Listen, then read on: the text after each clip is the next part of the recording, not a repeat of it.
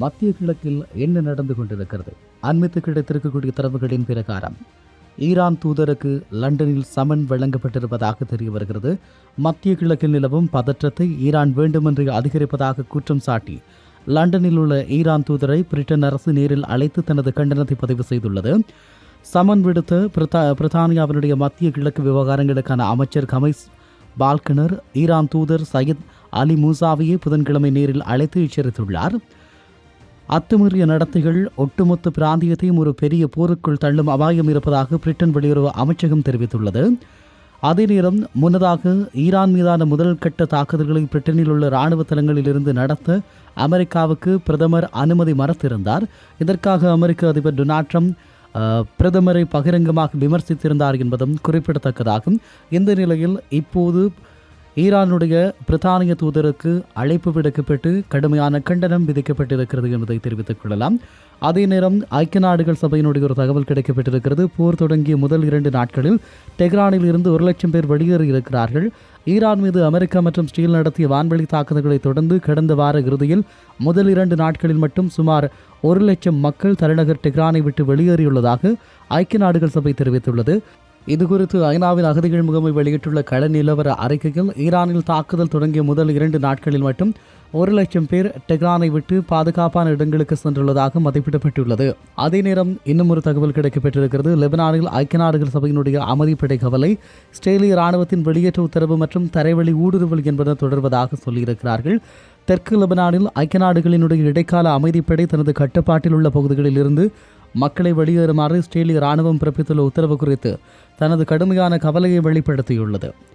முக்கியமாக கவனத்தில் கொள்ள வேண்டிய விடயங்கள், லெபனானில் லிட்டானி நதிக்கு தெற்கே உள்ள பகுதியிலிருந்து பொதுமக்களை வடக்கு நோக்கி வெளியேறுமாறு இஸ்ரேல் பாதுகாப்பு படை கோரியுள்ளது.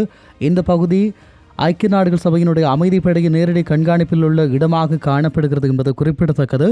அதே நேரம் இஸ்ரேலிய படைகள் தெற்கு லெபனானின் பல கிராமங்களுக்குள் நுழைந்திருப்பதாகவும் UNLF வட்டாரங்கள் தெரிவித்திருக்கிறது. குறிப்பாக காஃபர் கிலா, ஹீலா, காஃபர், ஷீஃபா, ஜாரூன் மற்றும் ஹியாம் ஆகிய கிராமங்களுக்கு இராணுவம் ஊடுருவியுள்ளது.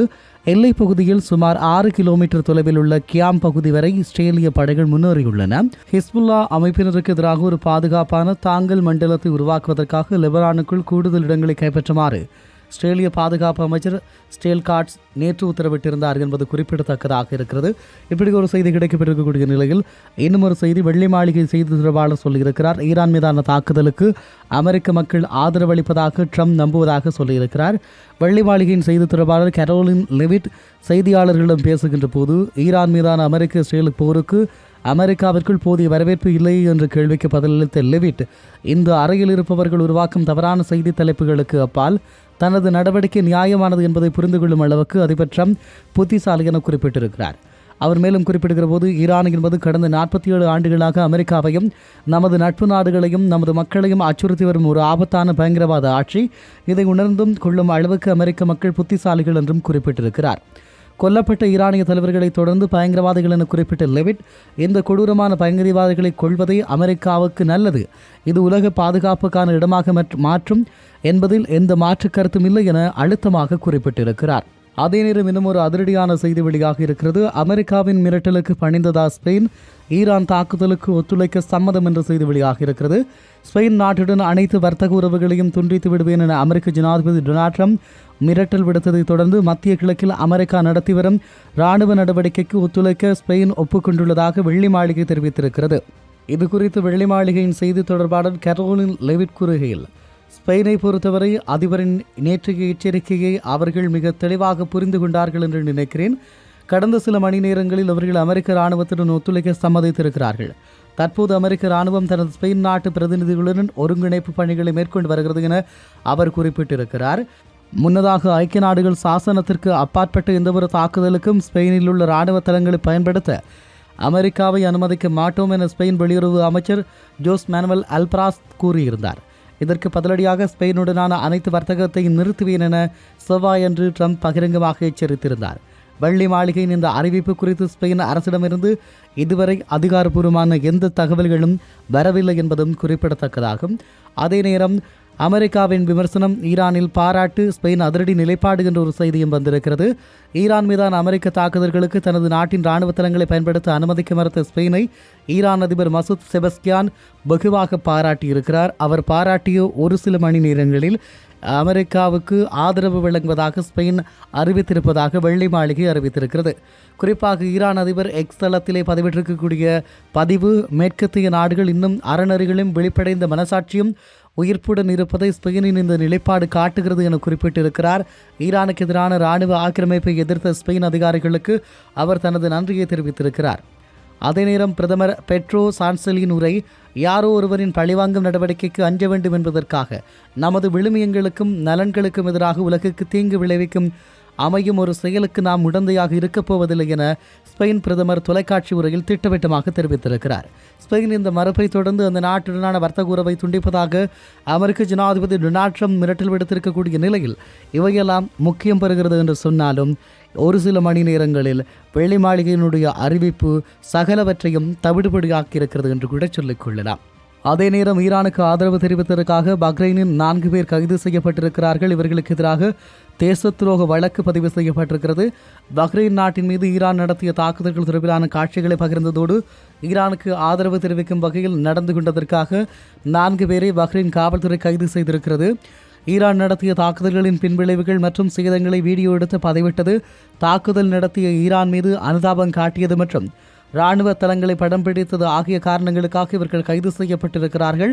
இதுகுறித்து பஹ்ரைன் உள்துறை அமைச்சகம் வெளியிட்டுள்ள அறிக்கையில், ஈரானிய ஆக்கிரமிப்பின் பாதிப்புகளை படம் பிடித்து பதிவிட்டதன் மூலம் அதற்கு ஆதரவு தெரிவித்து 4 பேர் கைது செய்யப்பட்டுள்ளனர்.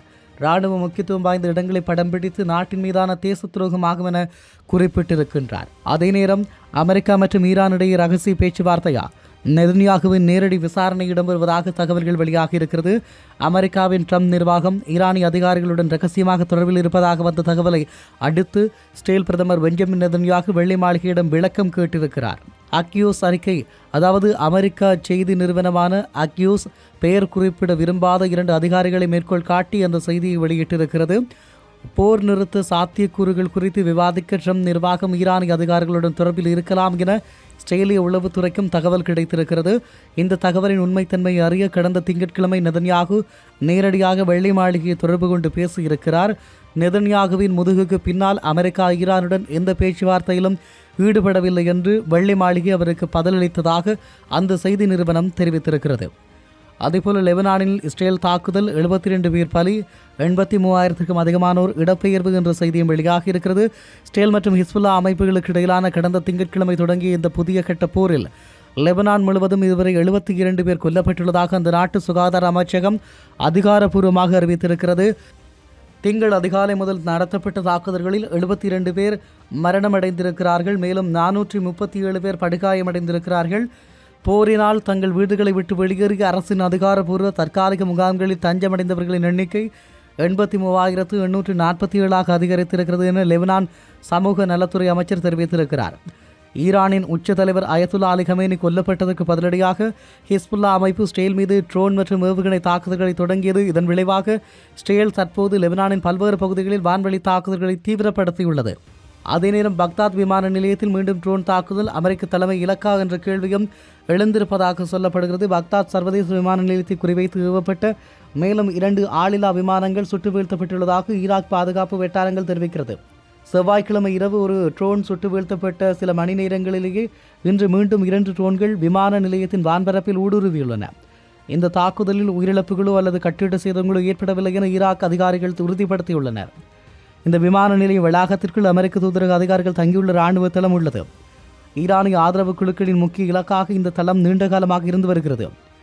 முன்னதாக நேற்று விமான நிலையத்தை தாக்குவதற்காக தயார் நிலையில் வைக்கப்பட்டிருந்த 9 ஏவுகணைகளையும் அவற்றின் ஏவுதளத்தையும் ஈராக் பாதுகாப்பு படையினர் கைப்பற்றியிருந்தமையும் குறிப்பிடத்தக்கதாகும். இவை கடந்த 1 மணி நேரங்களில் இடம்பெற்றிருக்கக்கூடிய மத்திய கிழக்கு தொடர்பான செய்திகளாகும்.